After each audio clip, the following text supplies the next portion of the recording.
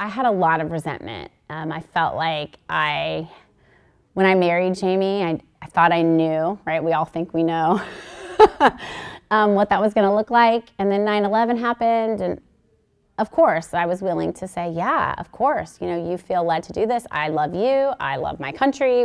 Yes, we'll do this. But I think I didn't, and maybe none of us could have, understood that it would still be going on. I just oftentimes will say it's like this hamster wheel of deployment. And I felt like he was deployed and then he was home a year and training to get ready to be deployed again. And it's like you can't ever get off the treadmill. And I felt, for me, a lot of resentment. Like, wait, I want this to stop now. Like, I want this war to stop. When is this gonna stop? And the answer to that is, no one knows.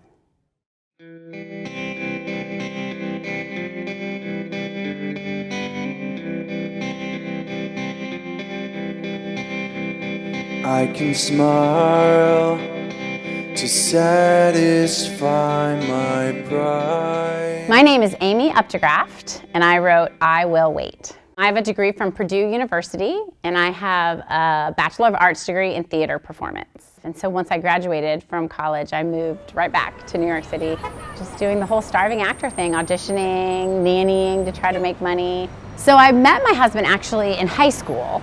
And then once I was in the city, he was finishing college up at West Point, up the Hudson. So we got engaged and got married about 2 years after all that. Did not grow up in a military family at all. Like, no interest in the military, didn't know anything about the military. So we had kind of agreed that we would get married, and when his 5 years were up, he would get out and we would maybe move back to the city or move out to California. And so then when 9/11 happened, this just in, you were looking at he was stationed at Fort Hood, Texas at the time, and he just said, I'm not getting out of the Army now, right? And I said, yeah, I know. I run the vacuum, clean the carpet, chase the dust from the corner. I run the errand. He deployed for the first time in 2003. We had 6-month-old twins. He deployed again in 2006, then again in 2010, again in 2012, and then he's deployed right now.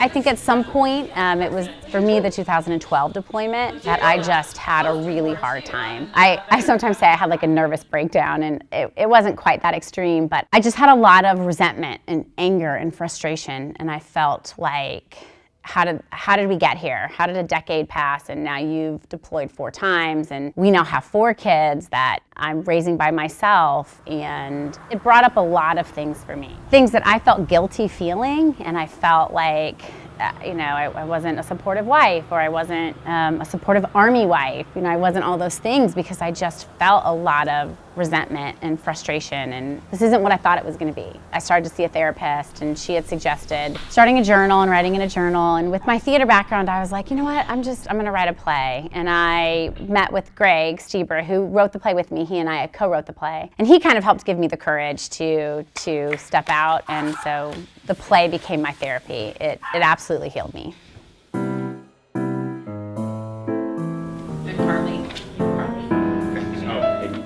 Feel free to take a step or two. Sitting in a bar one night over a couple of beers, that's where this whole thing came from. She and I just talking about, we were catching up on our lives.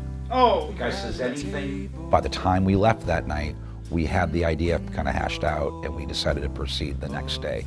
We met with the theater the next morning, and the ball started rolling from there. I interviewed spouses in Indiana, I did phone interviews, I interviewed spouses in Colorado where I was living at the time, and we just kind of took elements of a lot of those stories and then put them together into the 5 scenes that make up the play itself. I write him every day. Once we put a band in place and a full cast and an audience, I think we all realized that we had something really special.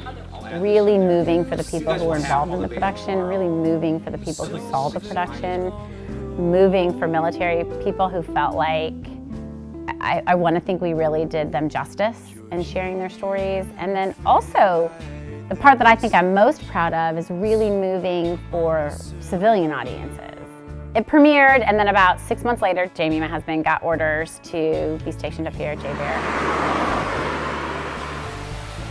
I just burst into tears. Like, I spent 3 weeks just sobbing because I felt like, one, I had to move to Alaska, which seemed terrifying. But also, I think for me, I just felt like, well, the play has run its course. So we moved up here, and I just kind of felt like, well, we'll just see what happens with it. And then I moved next door to Wendy Caldwell. At the edge of her driveway, I said, so what do you do? And she said, well, I write plays, and I'm a theater person, and I lived in New York for a while. I'm like, hey, I grew up outside of New York City, and I use art as therapy. And she was like, oh, well, tell me more about that.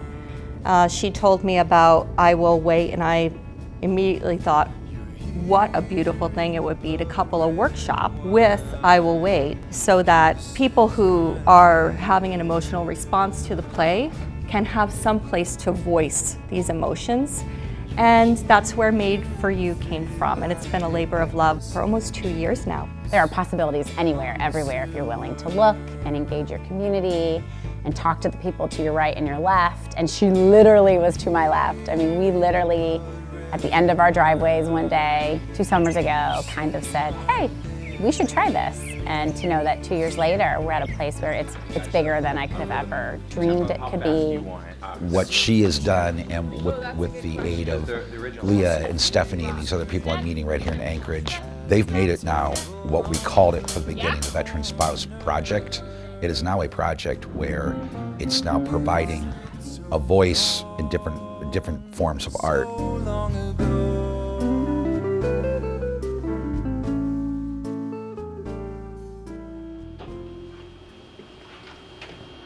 There was no news coverage other than Walter Cronkite and his nightly body count.